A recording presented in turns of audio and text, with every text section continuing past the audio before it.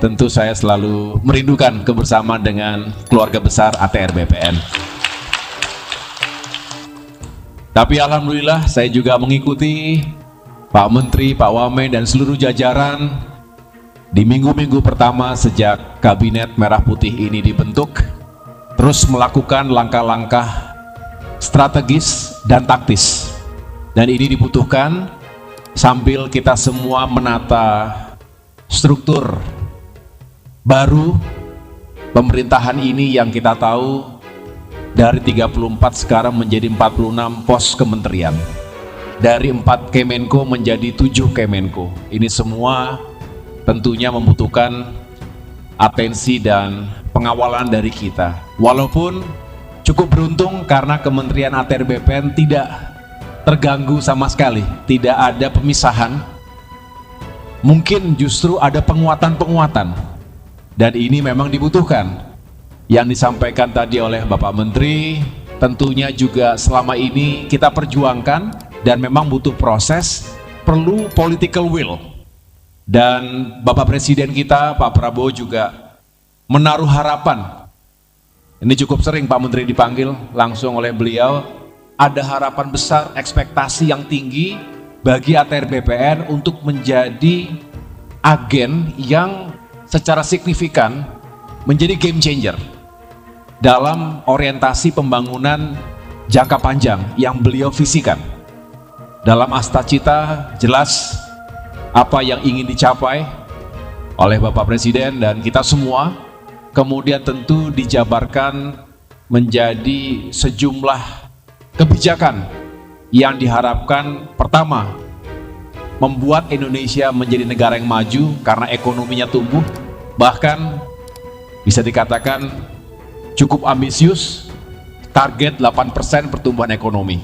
Tapi beliau mengingatkan, terutama saat di Magelang, saya rasa Bapak Ibu mengikuti ya kegiatan melalui media, kegiatan kami di Akademi Militer, itu beliau berkali-kali mengingatkan kepada kita agar kita optimis, tapi tidak berhenti di optimisme, tetapi juga dengan kerja keras untuk bisa menyukseskan semangat beliau meningkatkan pertumbuhan ekonomi secara signifikan, mengentaskan kemiskinan dan juga mengurangi ketimpangan sosial.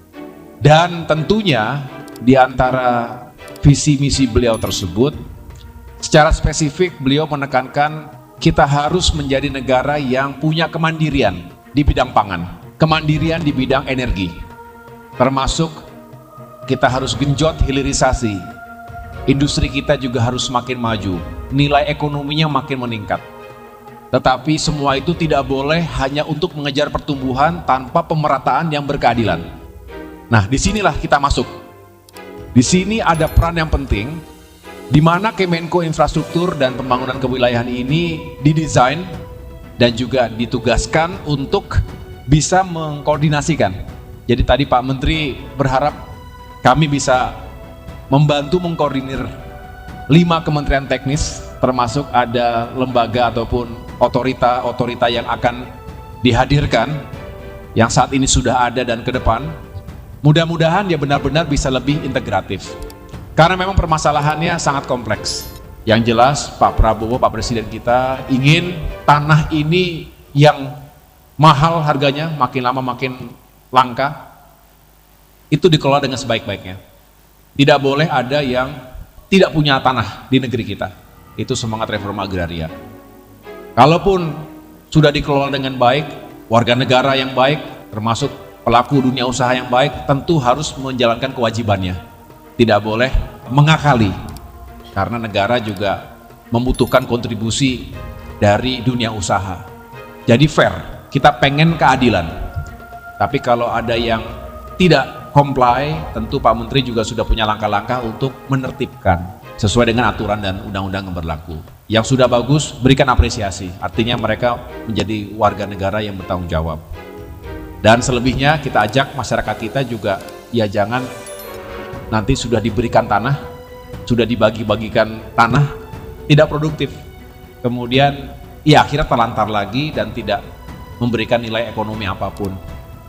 Jadi itu semangat kita, dan sekali lagi terima kasih Bapak Ibu sekalian. Bapak Menteri, Bapak Wamen dan semua jajaran, mudah-mudahan ATR BPN selalu menjadi yang terdepan untuk mengawali pembangunan dengan pengadaan tanah dan juga dengan pengelolaan yang